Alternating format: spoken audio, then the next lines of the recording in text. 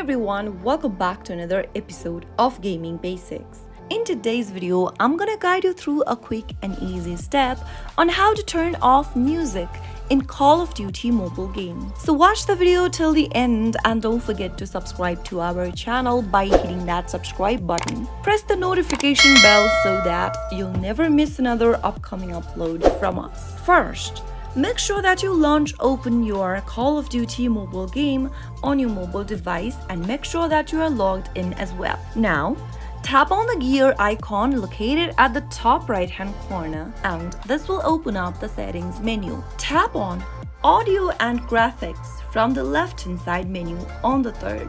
Now tap Audio from the top and then scroll down to Music Volume. Make sure to tap on Off right under Music Volume and make sure that you are checked for the Off option. After you do that, you'll be able to turn off music in Call of Duty. I hope the video helps. If it did, make sure to give us a thumbs up. I'll soon be back with more useful videos like this. Thanks for watching.